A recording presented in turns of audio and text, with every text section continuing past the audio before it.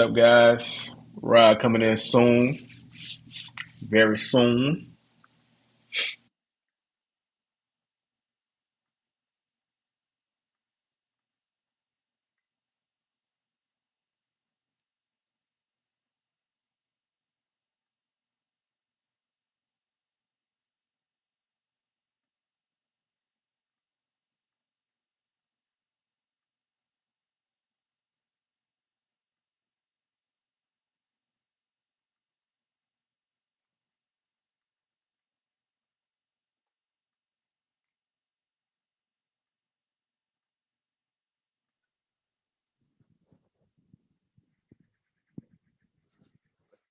Man, Oh, hold on, bro. We live? we live. We live in this bit? So, Uh, can you hear me? so I wanted to introduce a little something, Herbo. I call this hey Tony, what's good? It's Victory Sunday, baby, with the bird. Dos Equis. All right, you can hear me through the mic. Yes, sir. I can hear you, All man. right, Loud and man. We clear, man. good. We are good. We Gucci, baby. We is good, man. We got Tony in the building. Shout out to homie Tony in the building, man. Yeah, yeah, yeah. I know you see the guy. I know you guys see the ticker on the screen, man. But first things first, man. Let's go ahead and get right to it, man. This is the Phin Outta Football Podcast. I am your host with the most, and I got my brother from another mother, Rodman, in the building.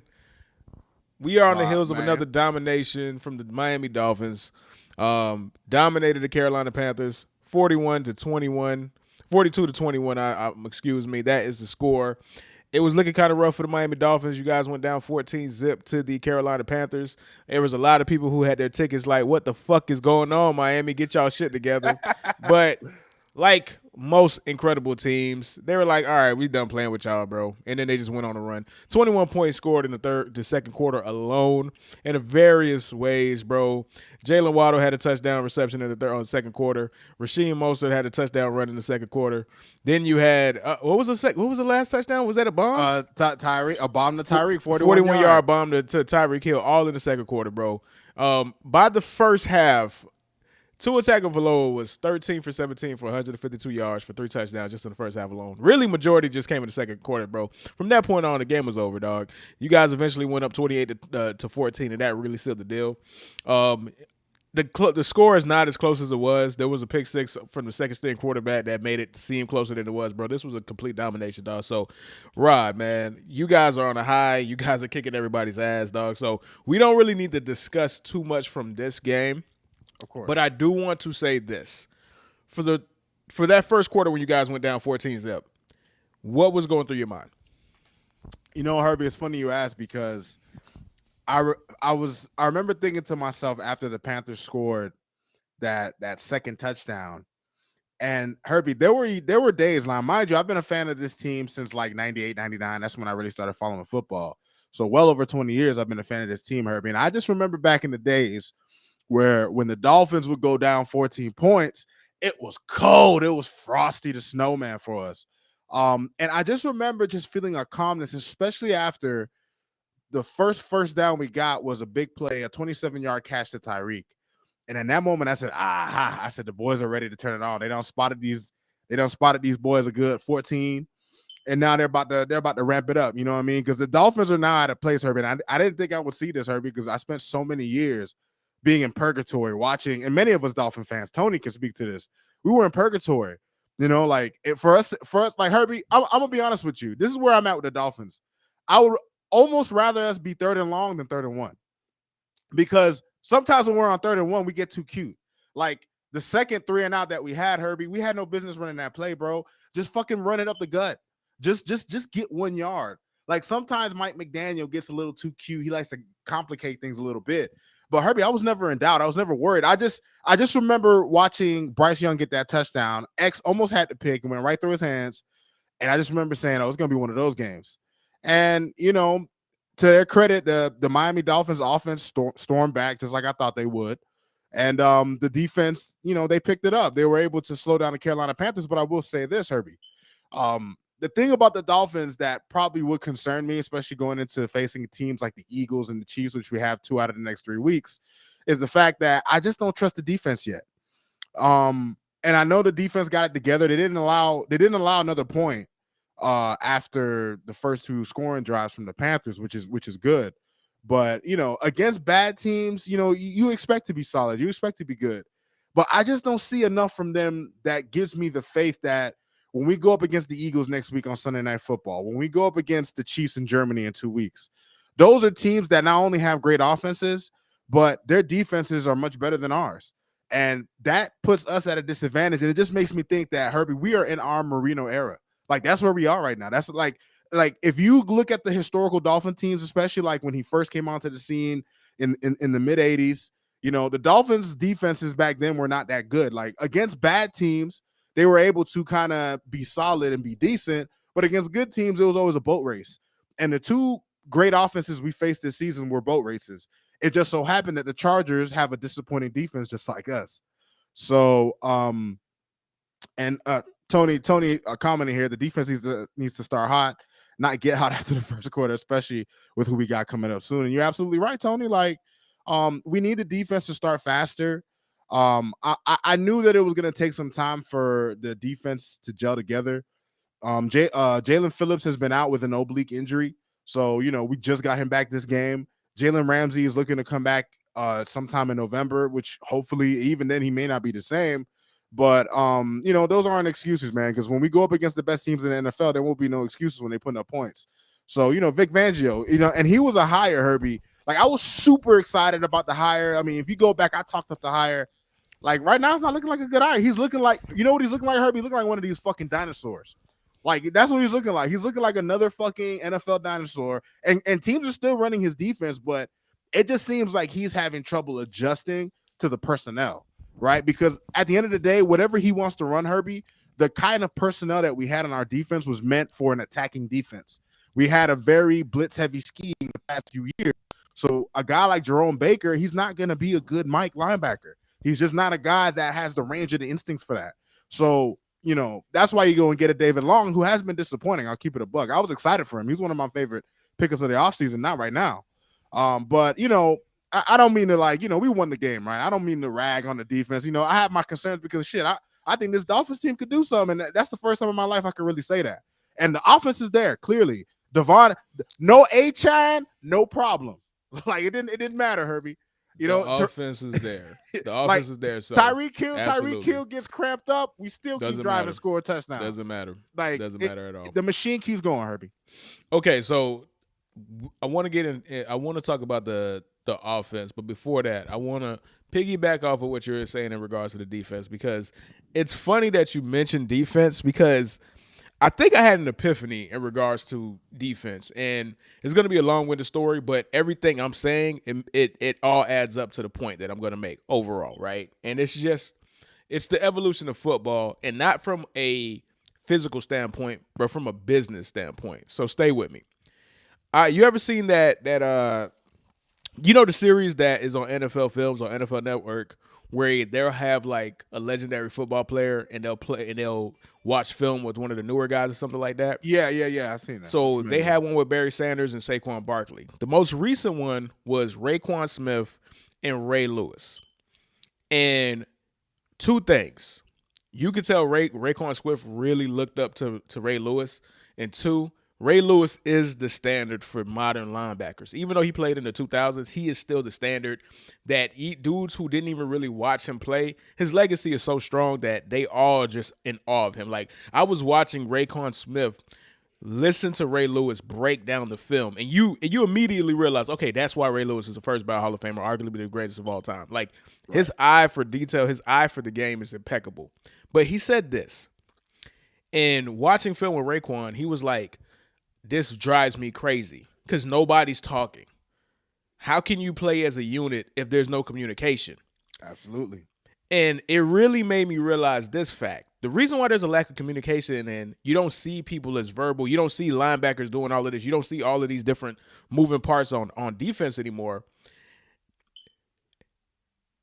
The reality in the business of football dictates that young players are going to be the ones that's on the field. there is no middle.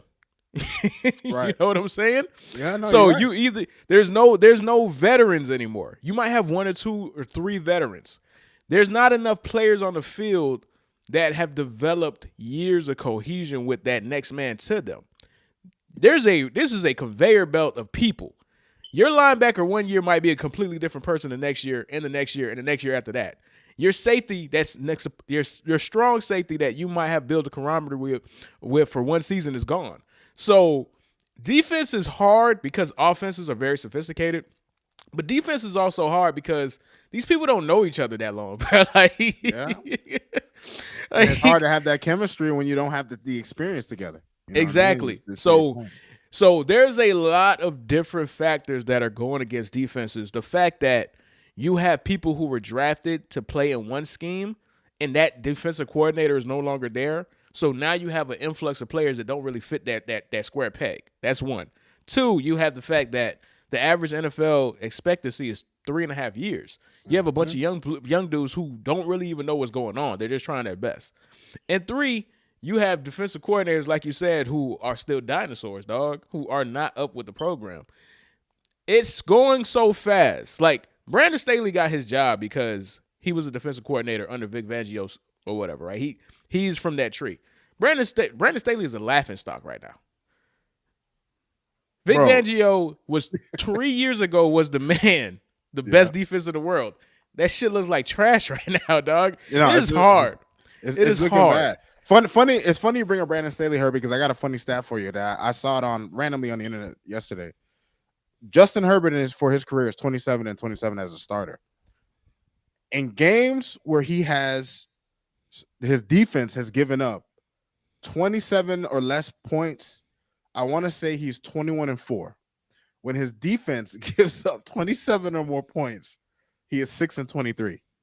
And the funniest thing about that, Herbie, is Brandon Staley was brought in to be a defensive-minded coach. Like, Brian Flores was brought in to be a defensive-minded coach, and we weren't a top 10 defense under him, but we were kind of middle of the pack, kind of above average defense, and at least like the second half. And you were above average with players who were intended to be there to help you tank. So you were above average with bad football players. Absolutely. So imagine what Brian Flores, despite all the things I dislike about the guy, he was a good defensive coach.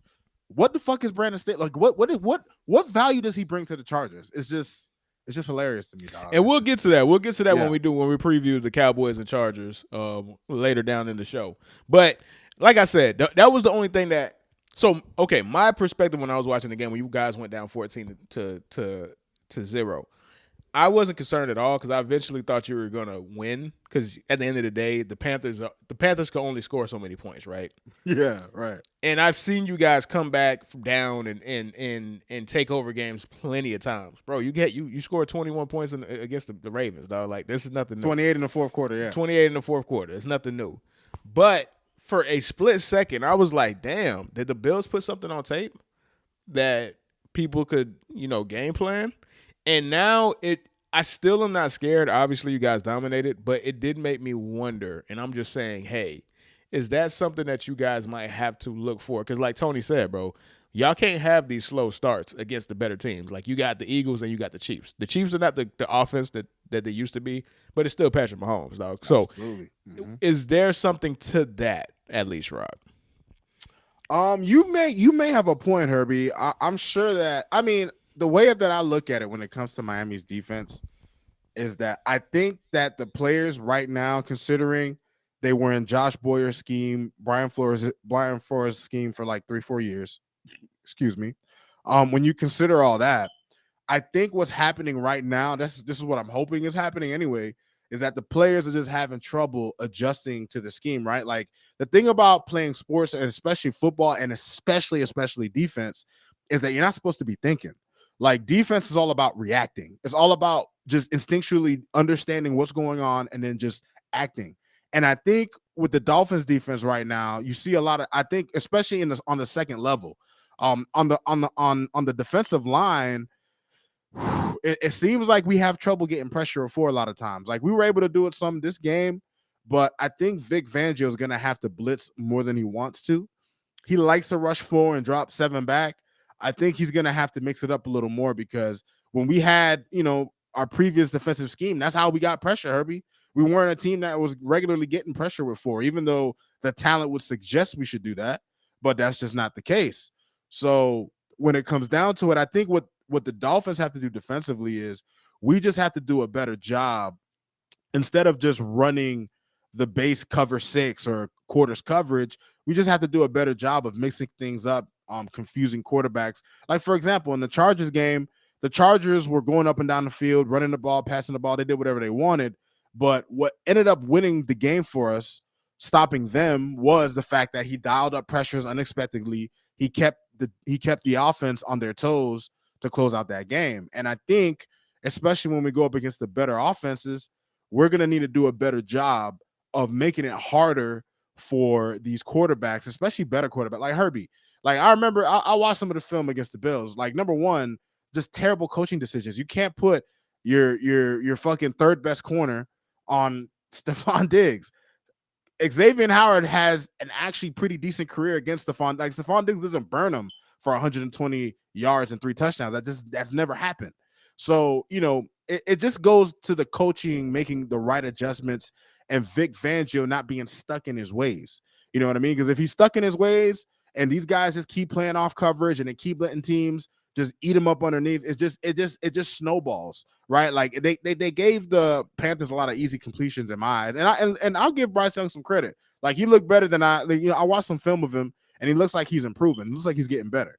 But at the end of the day, Herbie, like, the Miami Dolphins defense has to do a better job of being more creative on their end, right? Like, we have arguably the most creative offense in football, and the defense needs some of that creativity to compensate for the lack of talent that matches with the personnel, right? Or at least until we start getting it together, because maybe these guys will start playing better, because the more reps you get in it, the more you're going to understand, the more you're going to understand your assignments, the better you can communicate. These things take time, but when it comes down to is against the better quarterbacks in the league, Herbie, especially like the Eagles, I think the Eagles are going to put up some points on us, dog, because number one, their offensive line just plays straight up bully ball. And I saw the Carolina Panthers at times playing bully ball with our D line. So imagine what the Eagles are going to do for a whole game at home.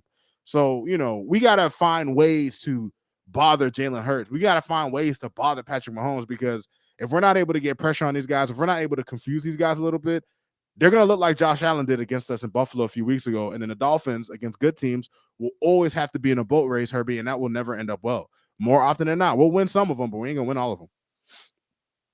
You're definitely not going to win them all, bro. And first things first, guys, I didn't want to put these on, bro. My AirPods died, dog, and I look like a fucking buffoon with these big ass shits on, bro. These are very unsightly. It's so unsightly. These are my mixing headphones. We use those for the main pod. We use these for the main pod. Yeah, they're not supposed to be on they do not work for a visual medium. This looks fucking ridiculous, dog. But unfortunately, I do have to wear them, bro. So I'm gonna try to make them as low profile as possible, dog. Not sure how that's gonna work. Oh shit. All right, man. So let's move on to the next topic, though, because it ultimately, like Tony said, yeah, you can still have PTSD, but this team is so good and this offense is so good that you guys are gonna come through. And right, this offense is stupid, bro. So I'm gonna ask you the question, dog. Do the 2023 Miami Dolphins have the best offense ever? Well, Herbie, I would love to say hell yeah, nigga. I would love to say that, but it's too early to tell, right? Like, Rod, they have 3,000 yards in 6 games. That's unheard of. Right, hold on. Six offensive touchdowns this game. Another 6. Another 420 yards. I know. This is ridiculous, man. This is ridiculous, dog. Like, I don't think people understand this right now. Like, I truly don't think people understand this, bro. So these are the standings. This is the current standing. Now, this is only up to week 5, right? Right. You guys had more yards than the Kansas City Chiefs at the time, and they had an additional game. You had them beat by 300 yards. This doesn't even include this game against the Panthers, dog. Like, that doesn't even include this game. like, It's glorious, Herbie. It's glorious, man. There are Mike two McDaniel's a teams. mad scientist, There are bro. two teams that have 6 games so far. One was the Denver Broncos. What an atrocity, dog. Ooh, Talk about terrible. bad dope of the year, man. And then the Kansas City Chiefs. You guys have the most yards.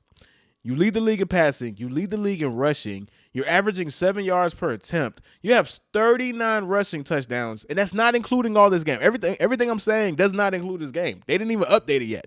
Like, these are ridiculous numbers, man. These are ridiculous numbers, man. Herbie, I mean, it's if you would have asked me before the season, do I think the Dolphins' offense would be historic? I'd be like, nah, man, no way. Like, no one ever thinks you're gonna go into the season with that. But Herbie, we saw glimpses of this shit last year.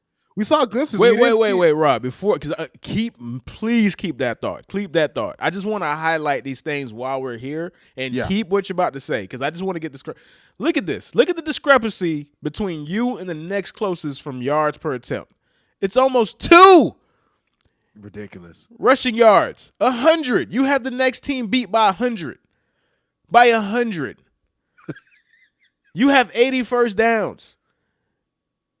You have 80 of them. And that's just rushing. That's just rushing, dog. It's passing yards per attempt. You beat the next closest team is the San Francisco 49ers, who are average before today, had 7 straight games of 30 points. You got them beat by a whole yard. This is insanity. It's yards per play. You have the next best team beat by 2 whole yards. That doesn't sound a lot, 2 yards, but in the NFL, that's a lifetime, dog. It's a lot, yeah. It's absolutely. That is Herbie, a lifetime, dog. Herbie, go on. Herbie, I've been drinking this Kool-Aid since last year. It got a little muddy towards the end of the year till it gets hurt, blah, blah, blah. But I mean, the makers of this were you know what it is, Herbie? We didn't know how much everybody would improve from year 1 to year 2, including Mike McDaniel.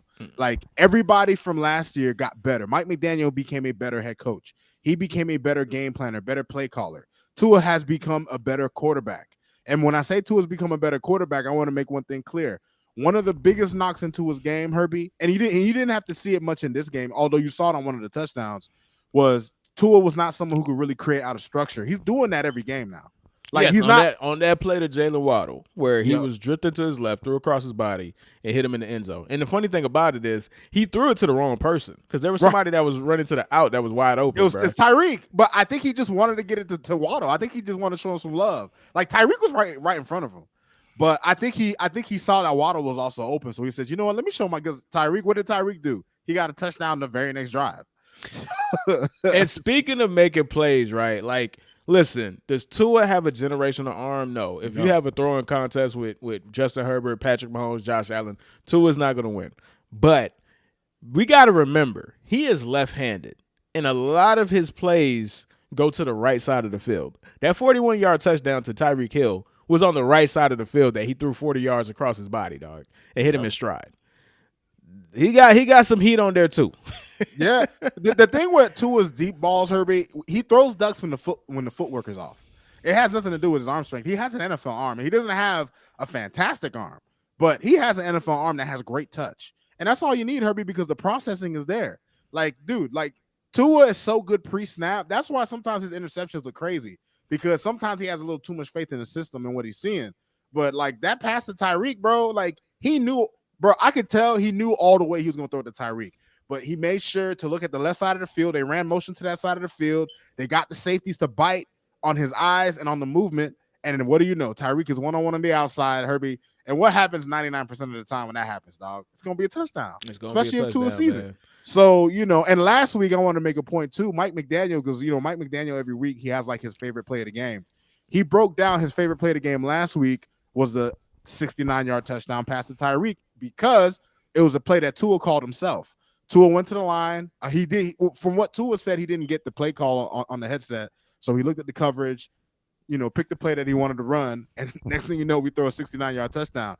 So the evolution of Tua, the evolution of McDaniel, the evolution of the offensive line, who has played much better, although they are aided by the fact that Tua can get the ball out of his hands pretty quick, but they have played better, especially in the running game. And you know what? I'm not going to say I was worried about Eichenberg. I knew we could rest Connor Williams for this game, But it was nice to see that we had some push in the running game with Liam Eichenberg. Like I'm glad to see that he's making at least, if it's not substantial improvements, he's making at least a little improvement. And every player who gets better for the Dolphins, and shout out to Austin Jackson. Like Herbie, I still don't think he was worth a first round pick because it took him quite some time to get on the field, but he's playing like his talent level would suggest. Like he has been a much improved player. His athleticism is like, it pops out to you. Like there was a run that Achan had last week where it was just like, this nigga's keeping up with Achan. Like he's running, like he's able to be a lead blocker for him as an offensive lineman. Like you're not supposed to do that. Like that nigga's too fast. You know what I'm saying? So just want to give a shout out to all these guys who have improved, who have gotten better. And Mike McDaniel is doing the best job at maximizing what he has and putting all these guys in successful situations. Man, let's do this though. Like you said something, and I want to talk about this point right here. Matter of fact, let me do this. Let me do that one. That looks a little bit better. You're gonna laugh, right? So this tab that I'm sharing right now, bro, and we're speaking of speed, bro, and we're literally on the same wavelength, dog. Because I was literally about to bring this up, bro, but you brought me there, bro. Hold on. Oh no, what is it? There it is, right here. Number 1, 2, 3, 4, and 5, and 7, and 9, and 13, and 14. 7 of the fastest 20 times are all Dolphins players, bro. This recorded this season. Dude, it's unreal. You're unreal. 1, 2, 3, 4, 5, dog. 6 out of the 7 fastest time that have been recorded on a football field this season. 6 out of the 7 fastest. 8 out of the 9 fastest, or 7 out of the 9 fastest are all Dolphins players, bro. That's crazy. Speed kills, Herbie. And I'm telling you right now, Al Davis right now, he's having the drinks of his life. That dude is having a party, bro. There's so much old man jizz going all over the place, dog. That man's telling you, Al like, Davis's I told dream, you, dog. I told you, yep. I told you, I told you this is how you win in the NFL, dog. He was just too ahead of his time, bro. Like he was too ahead of his time as an owner. He was too ahead of his time as a general manager, and he was too ahead of his time as a character, dog. Like he saw the vision, bro. He did. He just fucked up and drafted Jamarcus Russell, dog. But besides that, yeah, man. He had the right idea all along, Herbie. Absolutely, man. Absolutely. So, yeah, this team is unbelievably fast. This team is unbelievably smart. This team is unbelievably well coached. And it's just every number that you can think of, they're number one in it. Like every single number that you could think of. Actually, matter of fact, let me go back to what I was sharing because there was something else I wanted to share with this as well, dog. And we're not just trying to be stat monsters or anything like that because stats don't mean anything if you don't really understand what you're looking at. But it doesn't matter where you're going, dog. This is next gen. I did Pro Football Reference. I did DVOA. Now we're doing next gen stats. Everything has a Miami Dolphin as number one, bruh. It's undeniable, Herbie. It's undeniable, dog. Our offense is inevitable, bro. Like Thanos was saying. It's ridiculous, man. It's ridiculous, dog. Herbie, passing your number one, rushing your number 3. You have the third best player for next gen stats is rushing. You have the first best player as a receiver for next gen stats, dog. Like this is just absurd. But what were you gonna say, Rod?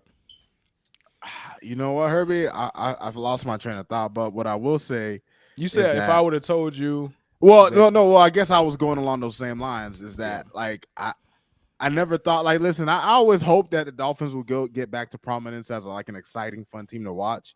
But if you would have told me that we had the opportunity to go down as one of the greatest offenses in NFL history without Dan Marino's name being attached to it, without Don Shula's name being attached to it, Herbie, I would have never guessed.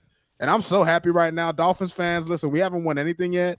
Right, we're still going through this marathon. We still gotta hope we get everybody healthy that we need all the way going through to the playoffs. But to be in this position, Herbie, the Dolphins ultimately control the destiny.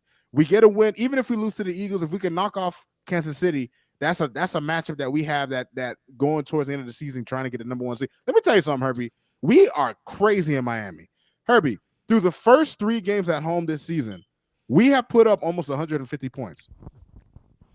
We put up 70 against the Broncos. We put up 31 against the Giants, and we just put up 42 against us. So we put up 144, 143 points. It Ridiculous. is the reverse of what we're accustomed to when it comes to home field advantage, right? In football, like in basketball, home court, that crowd gets crazy and stuff like that. But home court in football at the NFL level, not in college. Home court at college is crazy. The atmosphere is crazy. But in the NFL, bro, it's more mature. The people playing are not really affected by the elements like that. However, home court, it matters if you're a cold weather team. If you are the Bills, if you're the Packers, ironically, unless you have Aaron Rodgers, bro, because he couldn't play in the cold for whatever reason, dog. Right, bro. Crazy. But the rare occasion where home field advantage matters for a fair weather team, a warm weather team, is because you guys get to really be as fast as possible down here, dog. Mm-hmm. Yes, and sir. You guys are used to the humidity. You guys are used to the weather, dog. You guys are dogging these dudes out when they're trying to chase after you, bro. Could you imagine being a fat boy trying to chase David Achan, bro? Like, hell no. I retire, bro. I retire. I just say, nah, you got it, bro. At that point, you just wave the white flag, man. Nah, I'll pull a what's his name, bro? The one that for the Bills that retired at halftime, dog. Vontae Davis. Yeah, I'll pull a Vontae Davis, bro. I'm like, you chase that nigga then, nigga. You chase him, nigga. The fuck? Get out my face with that, dog. Just take your shirt off and walk out. Bro, I dare a defensive coordinator get mad at me because I can't catch Rasheem Mostert. I said, you put some pads on, nigga. You go do it then, nigga. Yeah, for real, bro. Dude, it's like when Mostert broke for that 50-yard run, bro, in the second quarter, I'm just like we can change momentum at any moment. Because it's absolutely. I'll say this, and I'll say this because the glazing is deserved and warranted, by the way. But it's not supposed to be this easy when everybody's getting paid, right? Like you look like that college team that's playing a D3 team right now. In most of the game, in majority, literally in every game outside of the Bills, you look like that college team that is playing a D2 school that has to be on the schedule, that you pay to play to beat their ass. That's what it looks like. But these are all professional football players, dog. Like I'm trying to stay away from hyperbole, but this could arguably, even if you guys don't win the Super Bowl, even if you lose in the first round, it doesn't matter. This could go down as the greatest coaching job ever. Because what you guys came from before Mike McDaniels to what you are now, it's ridiculous. There was no gradual lead up to it. It was instantaneous. Yes. Yeah, from last season, you can see a stark improvement right away. And even from last year to this year, the difference is almost is exponential, right? And we were a top 6 offense last year. So you can only go up 5 more spots. But we've gone up so high at number 1. We're not just number 1 in offense, Herbie. We're a big number 1, right? And it's just, man, it's just surreal to be a Dolphin fan right now, dog. Like, I'm riding high right now, Herbie. I'm enjoying. I'm not even thinking ahead that far. I'm just enjoying week to week. We got the Eagles coming up. It's gonna be and look and like shout out to the homie Dom who said we already had the personnel, which is crazy. And Dom, to that point, this is why people have to understand how much coaching matters, right? And I'll give you another coaching example that's recent. I think I think the Texans might have hired the right guy. He seems like a guy who knows what he's doing. His side of the ball is performing. They have their growing pains. They got a lot of young players, but they perform. And you see his young quarterback is comfortable. He's adjusting. They're coaching him well. I was listening to a podcast and somebody made a point to where the coaching staff in Houston, they make sure even if CJ knows where to go with the ball, they want him to go through all his progressions anyway. Like even like what gets Tua in trouble sometimes is he knows where to go with the ball and then it's just like, oops, I was wrong, right? Whereas with CJ Stroud, they say go through every progression. And look, he just threw his first interception today, right? After breaking the record, by the way. He went 100. And the funny thing is, he looked like, I'm not going to say he looked like shit, but he looked like shit in the preseason, bro. So to look like he looked in the preseason when they're not even really playing for real, and to just be able to turn it on and have 192 consecutive passes as a true rookie before throwing your first pick. And I got to actually go look at the pick because sometimes all picks are not created equal, dog. Right. Could have been a batted ball. It might not even have been a bad pick. You know what I mean? So, but man, this Dolphins team, Herbie, they're so fun to watch. And I'm excited for that game against the Eagles. I think it's going to be these primetime games this year, in my opinion, have been kind of ass. So I'm hoping that this game between two really good teams is going to kind of spice things up and get these primetime games jumping. And this is a great matchup, man. Great matchup. Tua seems to do well against former Alabama niggas, man. All right, man. So let's go ahead and close out this week 6 how we do, which is we're not really closing out week 6, but we're gonna go ahead and just play a couple games, which is thoughts from the red zone, bad dope for the week, and who screwed her, bro. So we're gonna go ahead and start with thoughts from the red zone, man. So Rod, what were your thoughts from the red zone this week, my brother? My first thought from red zone actually didn't come from red zone. It came from the London games. My first thought from red zone was, thank God we don't have Tannehill at quarterback anymore.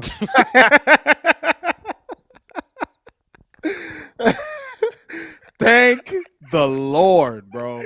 There's that last pick he threw, bro. Like, bro, you can tell he's cooked, bro. The funniest thing to do is to watch Tennessee's coach. What's his name again? Mike Vrabel. Mike Vrabel, because I've never seen somebody look incredibly pissed by not looking pissed at all. But you could just see it.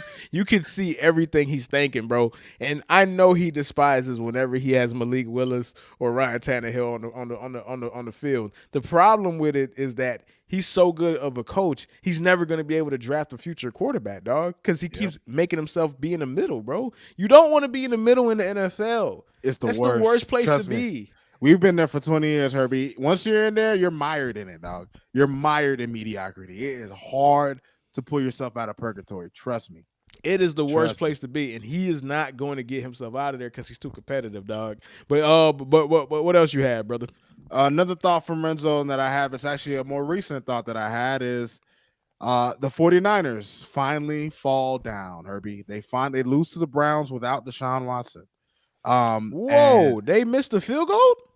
Yeah, I mean, I'm looking at the score right now. There's no way they missed that field goal. 19-17.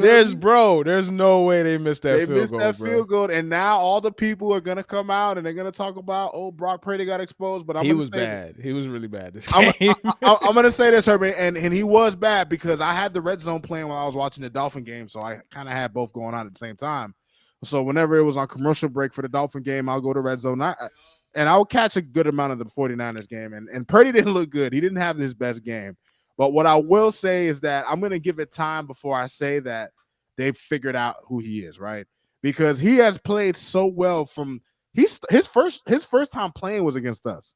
And from that point on, he's been on a hot streak. I think he could afford to have one let's cut him some slack, because the Browns defense is good. It's not like they don't have one of the better. They have a top 10 defense so far this season. So yeah, and to the Brock Purdy point, right? There are a lot of people who want to see Brock Purdy lose, i.e. Nick Wright, i.e. Steven Ruiz, from FS1 and The Ringer respectively. But every quarter, like I said last week or the 2 weeks ago when he had that bad game against whoever they playing or whatnot. I think it was the Giants or something. Yeah. Every quarterback has a bad game, man. You seen a game where Patrick Mahomes beat the Jets in the game he had no business beating them in, dog. The refs did everything in their power to wipe away 2 of his interceptions, bro. Like he should have 4 picks. He should have 4 picks. Every quarterback has a bad game, right? Absolutely. It's not, but the problem is that not all quarterbacks are created equal. Some bad games are confirmation bias. Some bad games are a quarterback had a bad game. Brock Purdy is in a point where he will never be considered a quarterback that just had a bad game because his reputation precedes him as a 7th-round pick, as Mr. Irrelevant. Yep. And to be honest, bro, if you're Mr. Irrelevant, bro, you're a bad quarterback, bro, because you're supposed to be, dog. Yeah, you're supposed to be. Yeah, you're right, but the worst thing that Brock Purdy ever did was be a competent football player, dog. God forbid, bruh. Mm-hmm. God forbid, dog. Because when you're a competent football player, 2 things happen. When you're competent and people don't expect you to be competent, 2 things happen. You build rabid supporters and you build rabid haters, dog. And you're scrutinized on a line that's just unfair, dog. The Browns have made everybody look bad. Did you see what they did to Joe Burrow? Mm-hmm. They made everybody look bad this year. They have a really good fucking defense, dog. The only offense that really took them down was the Ravens. And the Ravens, they match up well with them. They match up well with them, dog. So again, it's going to be somewhere in the middle, whether he's a good player. Well, I consider him to be a good quarterback, right? Not great, Right. whatever, right? However, with that said, as somebody who was rooting for Brock Purdy, I watched majority of that game. He was bad. He left a lot of meat on the bone. There was opportunities to win this game, and he didn't come through. That's on him. But for you niggas to tell me that they lost that game when a drive that they got to the 20-yard line, bro, y'all serious, bro? Like, what the fuck happened, bro? What happened? Because they got to the 20-yard line with relative ease with time to spare, dog. There was like 8 seconds left in the game. I didn't see the kick, Kirby. I thought the game was over, and that's when I actually hopped on. I was watching the end of the game real quick. I'm like, all right, the 49ers got this in the bag. And when I was looking through the scores, I'm like, wait, what? This is all right, bro. All right, bro. I'm not even gonna whatever, dog. Whatever, man. All right. My thoughts from the red zone, dog. My thoughts from the red zone is, man, the Ravens really like to give away games, dog. Like, you got to be really bad to outbat the Ravens in the second half, dog. That's my first thought of the red zone, bro. And luckily they play the Tennessee Titans, dog. Other thoughts from the red zone, man. Justin Fields came down to reality, dog. That was quick. Oh, real quick. That was real quick. Y'all, you dick glazers could pull his meat back out of your mouth, dog. That ended after fucking 2 weeks, dog. Herbie, it's hard to mask bad quarterback play, dog. It's hard. Yeah, man. Yeah, like okay. So last week when that whole shit with Justin Fields, and I'm not trying to dog on Justin Fields, bro. I really don't, bro. Like I know he wants to be a good quarterback, dog, but there is this rush to prop him up to be something that he's not, and that's fine. He's not a good quarterback yet. That he could be a good quarterback, but he's not a good quarterback yet. That game that he had against the Buccaneers, bro, that was all smoke and mirrors, dog. Not the Buccaneers, Washington. The Washington. It was all smoke and mirrors, man. Yeah, I mean, if you have 250 yards and your wide receiver has 230 out of that 250, dog, you didn't have a good quarterback game, dog. You did not. Crazy. This is crazy. You did not have a good game as a quarterback. You were a recipient of somebody else that went off, dog. And because of that, because those things are combined together, bro, you look better than you actually were. He played a bad Minnesota team, and before he got kicked out of the put out of the game, unfortunately, they only put up 6 points, man. They weren't doing anything. Yeah, they weren't doing anything, bro. Yeah. So people want to fall in love with Justin Fields, and I get it, dog, but let that ship sail, man. Let that ship sail, bro. Or at least be quiet until next year. Exactly. Right? Exactly, dog. Exactly, bro. Yeah. All right. Any other thoughts before other red zones, man? The only other thought from red zone I have is a slight small thought. In the grand scheme of how the NFC is going to play out, I don't believe it's going to make a difference. But I will say that, like, whenever I watch a lot of film, and sometimes there are certain players that I know nobody watches, and I think Sam Howell, Herbie, I think he could be a good quarterback. Like, it's a little early, but Sam Howell, to me, when you watch him, especially when you watch the games, you watch him on film, he played really well against Atlanta today, whose defense has actually been pretty decent. I think Washington fans, if I'm a Washington Commanders, I almost said the old name. If you're a Commanders fan, I wouldn't have any despair or any kind of, I wouldn't be too quick to pull the trigger and get rid of Howell. I think Howell has potential.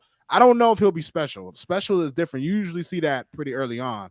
But he could be a really good quarterback. He could be the best quarterback they've had since Kirk.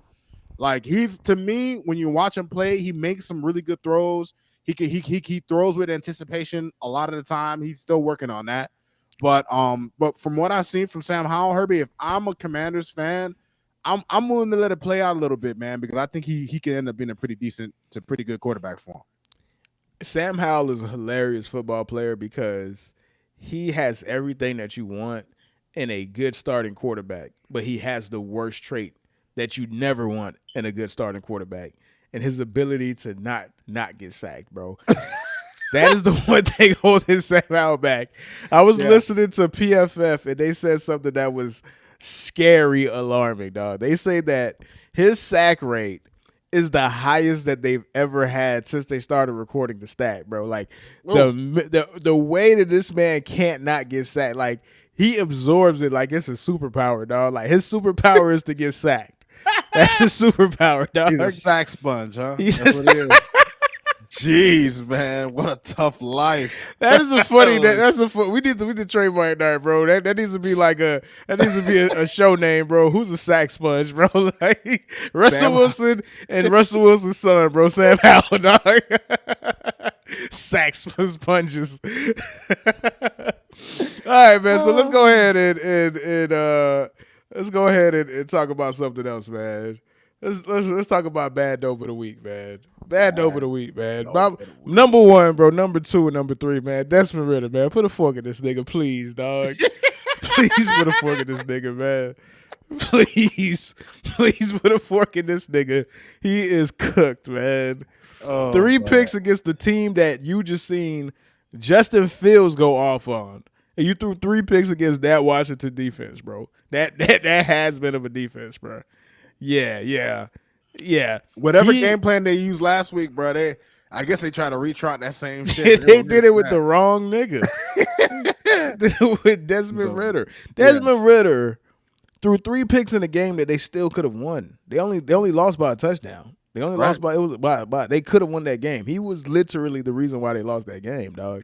It's football. It's a team sport. He had the biggest part of the pie. He was by far the biggest part of the pie why they lost. It's unacceptable to have a team with Drake London, Kyle Pitts, and Bijan fucking Robinson, and to put the keys to that fucking Ferrari and give that shit to Desmond Ridder, bro.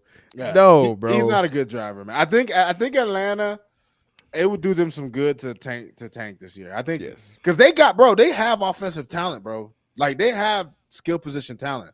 What they don't have is I don't see it in Desmond Ridder. There's other young quarterbacks that I'm willing to give some leeway to. I just talked about Sam. There's a couple other guys, but I just don't. Desmond Ridder just strikes me as career backup. I'm sorry. That's just what he's played like to me in his career so far. All right, man. Yeah, your bad dope of the week nominee, Rod. My bad dope of the week nominee, Herbie. My bad dope of the week nominee could be a bad dope of the week nominee every week, and they live a mile high, dog. The bad dope of the week gotta be Russell Wilson and the Broncos, man. They're bad dope, man. Listen, they have bad dope potential every week. That game happened on Thursday night. I watched that game, Herbie. I made the mistake of watching that game, and they were never realistically in it. The refs really gave them an opportunity for a touchdown. Like that was an ugly, disgusting, putrid display of football. And Russell Wilson didn't even have 100 yards, bro, in 60 freaking minutes, man. Like, are you serious, dog? I know we were watching here, but damn. Funny that you brought that up, dog, because we were watching one of the film guys yesterday when we were recording the main pod, the Couch Bros podcast. Make sure you listen to that, by the way. Shameless plug. Couch Bros podcast. Apple Podcast, Spotify. Subscribe, please. But yeah, we were after we got done recording, we watched the video of the breakdown of Russell Wilson, bro. Russell Wilson was by far the worst part of the Broncos. Russell Wilson is the biggest issue with the Broncos. We cannot be beholden to stats. That 12 touchdowns, 4 interception bullshit that he put out. Man, I don't even like that shit. Like when you see those numbers, like if you watch them and then you see those numbers, you're like, how? When? like has garbage time treated you that well? like seriously, like Russell Wilson, you can spout Russ's numbers all you want, dog. But if you watch Russell Wilson play in the games, if you watch the film never lies. He has not been good. He has not been. It's gotten to the point where Sean Payton simplifies his offense and runs concepts that you see in high school, which obviously in the NFL aren't going to work. It's not going to work. Two-man routes. Yeah. Routes with one receiver and a tight end, dog. Like, ridiculous. He is so afraid of the man who they gave $250 million to, that they are fucked and stuck with, that he has to run shit that you don't even see in college. You see that at the lower level beyond college, dog. Unbelievable. It's unbelievable, man. But last thing before we go ahead and preview the show, though. Hold on, man. We got to get some of these things, bro.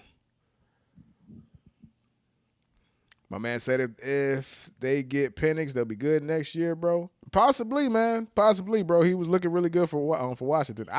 Listen.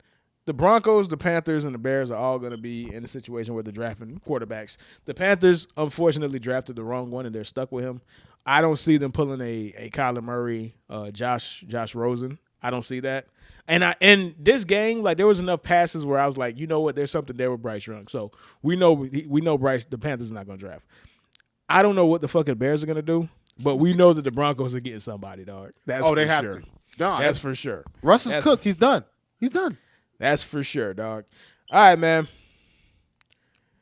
Who screwed Herb? Week 6. As you guys know, me and Rod are, betting men, degenerates. We have the need to scratch an itch, which is to make money or in hopes of making money. Realistically, lose it. So I thought, you know what? Let's have a weekly segment that says who screwed her, because I get screwed every fucking week, dog. My asshole is wide open right now. Pause, dog. I get fucked by somebody every fucking week, dog. And the person who screwed me this week, bro, somebody I would never expect it from, somebody I would never think to do me like this, dog. But George Kittle, my nigga, I needed 35 yards, you fucking bum. You got me one. You got me 1 fucking yard, dog. 35, you can only get me 1? Damn. You just had 3 touchdowns last week, bro. You got me 1 yard, dog. Unbelievable. Missed out on $500 because this nigga couldn't get 30 fucking 5 yards in the game, bro. God, that's sick, especially from him. Of all people, not George. Listen, I'm trying to get better. This is the new me. I'm trying to say, hey, Herb, these are professional guys. They're going out there trying their best. Nah, fuck that. 31 yard, nigga. 1? Come on, dog. What you doing, bro? Nah, bro. That's disgraceful, bro. That's disrespectful to all the people who believe in you and put their money in you, George. What you doing to us, George? Rod, who fucked your ticket up today, man? I'm logging into my Prize Picks right now, dog. They logged me out, which is probably bad news. So I'm just eagerly waiting to see if I blew $10 today. But I did good though. I did good. I hit 4 on 5. I had Nick Bosa and Myles Garrett combined to get 2 sacks, bro. They had 1, of course, bro. Of course, dog. Of course, dog. So yeah, that was the other ticket that kind of fucked me up too, bro. But it is what it is, man. The part that really bothers me is that I took off Travis Etienne and swapped that with fucking Myles Garrett. Travis Etienne had 2 touchdowns in the first fucking quarter, dog. So I was sick, bro. I was very sick. Oh, dog. I know you. I was very sick, dog. I was very sick, bro. Yeah, I was sick, but I was still able to make some coins today, dog. So, a little bit of money better than no money, man. Yeah, man. Christian McCaffrey, Jalen Waddle. Yeah, got hurt. Brock Purdy. Ooh, man. Nah, yeah, you had a bad one. I don't even need to look at that shit no more, man. Yeah, you ain't made no money. I ain't accomplished nothing. Yeah, you ain't made no money, dog. Leave that one alone, bit, dog. Leave that one alone, dog. Take a L this week again. Leave that one alone, man. All right, real quick, and let's just go ahead and preview the Monday night game, bro. What you want me to say about these niggas, Rod? Like, I don't even. What you want me to say about these bum ass niggas, man? What do you want me to say about the Dallas Cowboys, dog? Hey, bro, man, the Cowboys are just such an enigma, man. 2 years ago is when I lost my emotions. I don't have no emotions for this team, bro. I don't care about them anymore. I think I'm more of a Dolphins fan at this point than I am a Cowboys fan. Like, I legitimately don't care. The Dallas Cowboys lost me, and I don't even care if they beat the Chargers, right? Like, we're supposed to preview the game, but I don't fucking care. Like, the odds of us beating the Los Angeles Chargers are only good because it's the Los Angeles Chargers, and they always find a way to lose, bro. Chargers they just have. It is the accident waiting to happen bowl, bro. The 2 accident waiting to happen teams are going to play in Los Angeles at SoFi Stadium. I don't give a fuck. The Cowboys lost me 2 years ago when they hired Mike McCarthy, and I knew because at that point that told me everything I need to know about what my team is about. And everything I need to know about why my team is the way it is and why we haven't won anything since 1996. Jerry Jones would rather be friends with his head coach than have a head coach that could actually win football games. Somebody he could go eat steak with versus somebody that can actually put a good product on the field. Once I understood that, I don't care anymore, man. There's no reason for me to care. That's pretty fucking deep, man. I can't even fault you for that, dog. Because fans invest a lot of their spirit, a lot of their emotion, a lot of their time, especially the diehard fans like us. We invest a lot into our teams, into football, and you want to see it pay off. Like I know me and you as fans of our teams are in two different places, right? Like because the Cowboys have been good enough to make it to the Super Bowl for a number of years. That's probably the most frustrating part for you. Like we weren't good enough, but you've been good enough to get past that point, and it's just for one reason or another, you just haven't been able to get over the hump. And Dolphins fans, we're now what I believe we're entering the territory to where we know we can compete for 1-2. So now we got to see where our journey is going to lead us. But Herbie, I can understand being a Cowboys fan, especially fans like you, guys who, especially people who watched the Cowboys in the '90s and even prior to that, there was such a what's the word I'm looking for? Like a prestige almost to being a Cowboys fan, right? America's team and all that. But it's been so long since you guys achieved anything, and you've gone through years. I mean, Tony Romo was a good quarterback. You guys had a team in the mid 2000s that had 13 Pro Bowlers one year. 13 Pro Bowlers 2007. We lost in the first round to the fucking Giants. Like, the Cowboys have just been one of those teams. We put up 17 points. A team that had 13 Pro Bowlers put up 17 points in a fucking playoff game, dog. Like it's football. It can be an unforgiving sport, man. It's a very unforgiving sport. And again, I'll be cool if I truly believe that, like. In Jerry's mind, I truly believe Jerry is doing everything he can to put a championship team on the floor, right? Like they've been drafting good. That's the annoying part. We drafted Michael Parsons, we drafted CeeDee Lamb, we drafted DeMarcus Lawrence. Like we've been drafting good. The talent's there, yeah. Travis Frederick, Trevon Diggs. Like we've been doing. For us to draft as well as we've drafted, you would think that we would have something to show for it. NFC Championship game appearance, not even a champion, not even win the NFC. Just show up, just make the fucking NFC Championship game. Yeah. But it's not it has to be the way he wants it too. And if you're not going to, like Stephen Ross, for example, right? Stephen Ross, before he decided to hire Mike McDaniels, took a lot of shit. But I always respected the fact that Stephen Ross was willing to try different things. I don't think Stephen Ross has anything in common with Brian Flores, bro. Right. Not a fucking thing in common with Brian Flores. But I truly believe he was trying to find somebody that could push you guys over the top. And then he realized he wasn't it. And then he said, you know what, let's try that again. And he found somebody that could push you over the top. He's not trying to go to fucking lunch with Mike McDaniels. Them niggas ain't got nothing to talk about. You're right. He just wants him to run the organization efficiently. That's it. And Jerry Jones wants a puppet. He's not trying to be exactly. Stephen Ross never wanted a puppet. Stephen Ross wanted a good coach. Right. Jerry Jones wants a homeboy. And as long as that's my team, I know what our ceiling is, bro. Our ceilings is beating up on the Giants and the Redskins, and that's it, dog. Like that's our ceiling, bro. That's our ceiling. Beating on bad NFC teams. That's our ceiling, bro. So what's the fucking point, dog? Like, I'm not, bro, I didn't even watch, bro, after that bitch ass nigga, and I'm trying so hard to be respectful. This is nothing personal, Dak. But after your punk ass fucked me when I needed 2 touchdowns and you had 6 opportunities in the red zone, and you get six red opportunities in the red zone, and you could only get 1 field goal out of 6 opportunities in the red zone. I said, you know what? That's against the Cardinals, by the way. Against the Cardinals. I said, that's it. I didn't watch the game last week. I might watch the game tomorrow, bro. I might watch the game tomorrow, dog. That's where I'm at, bro. You know what, Herb? I can feel you, man, because as a fan who has had expectations for his team for a while, it's be continually let down over and over again, dog. At some point, you get tired of it, bro. At some point, you get fed up with it. You become numb to it.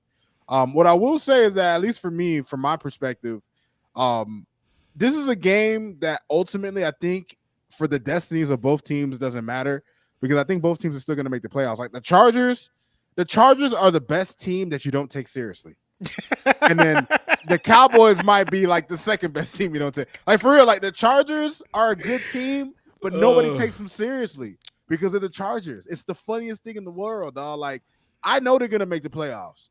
What's gonna change perception for them and for Justin Herbert is beating the Chiefs. And if there's any season where the Chiefs look like they could be had, it's this one. Like Chargers, like you gotta take advantage, dog. Bro, listen, dog. They gotta take advantage. Like I said, bro, to start the preview, bro, it's the accident waiting to happen bowl, bro.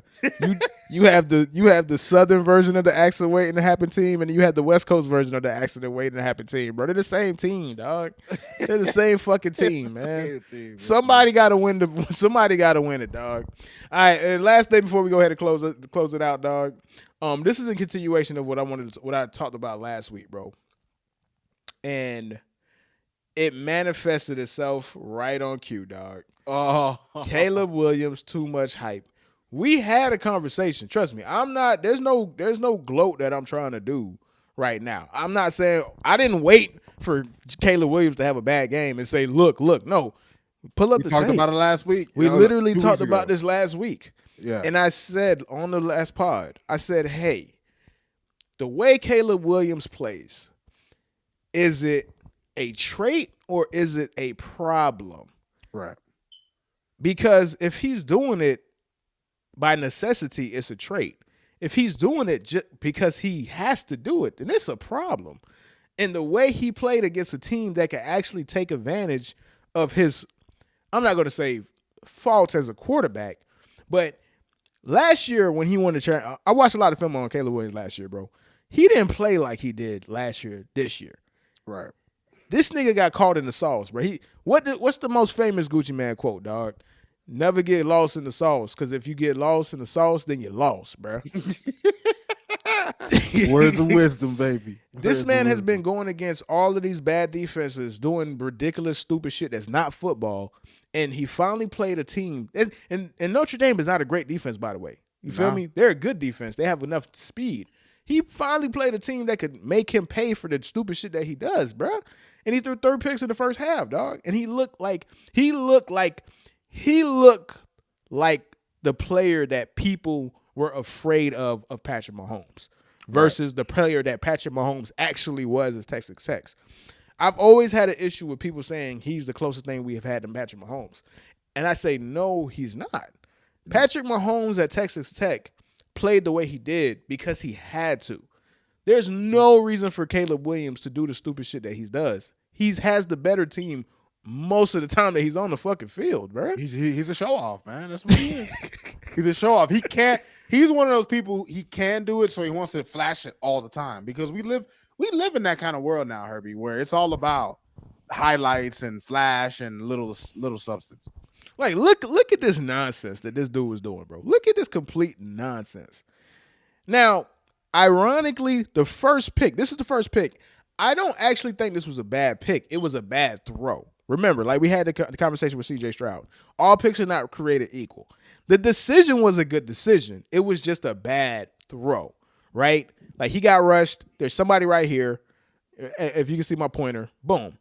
He just made a bad throw. But the decision was good. That happens. The other 2 picks, nonsense. Goofy shit. What was this nigga doing? What are you doing? No, you can't do that, bro. Oh. Why? Why, Caleb? Why? You can't do that. Scrambling, jumping in the air, throwing the ball up. Like, that's not football. Look at this nonsense, bro. Look at this. That boy wants to be Mahomes so bad, man. That's not football, dog. Like my dog QB school say, bro, that's not football, dog. Shout out to JT. Shout out to my boy JT O'Sullivan, bro. That's not football, fam. You can't play like that. And that's all I was saying when I was just saying, hey, bro, let's just chill on this. Because I'm watching somebody bail out of pockets that are clean. I'm watching somebody who is not taking easy throws, people that are open, to run and do nonsense, throw across his body. Play backyard football, yeah. He wants play to backyard football for no reason. And what happens to people, if you do it so much and you get away with it so much, it becomes a bad habit. Again, it's a fine line between a trait and a bad habit and a problem. A trait is something that you can do when you need to do it. A bad habit is something that happens every now and then because you have bad habits. A problem is when you become a bad football player. And you saw what could happen if he plays good defenses. He looks like a bad football player, dog. So that's all, man. That's all. Now, after we did that, we could put the glazing away, please, bro. Put the dildos back in the fridge or wherever you people keep your dildos at. All right, it's cool. He still is easily the number one player. He should be the first overall pick, but he's not Patrick Mahomes, dog. Yeah. If It's he gonna was take Patrick, some time for that. if he was Patrick Mahomes, we would get them all the time, bro. Them dudes only come out the factory every 20 to 30 years, bro. Leave those dudes alone, bro. Yep. That's it. Patrick Mahomes, John Elway, them niggas is like, you don't get them all the time. For a reason. Yep. For a reason, bro. They're hard to come by. Very hard to come by, man. But that's last what I wanted to say, man. Anything else you wanted to say before we close out the show, my boy? All I gotta say is, Herbie, it's a great weekend for me. Florida State wins. The Dolphins win again, and man, what a great time to be a Dolphin fan, man. What a great time to be a South Florida sports fan. So Absolutely, man. Can't wait to do this next week. All right, with that, and I'll have a shirt on next time, guys. I was working out a little bit, get my stuff swole on, man. But see y'all next week, man. Phin Outta checking out. Deuces.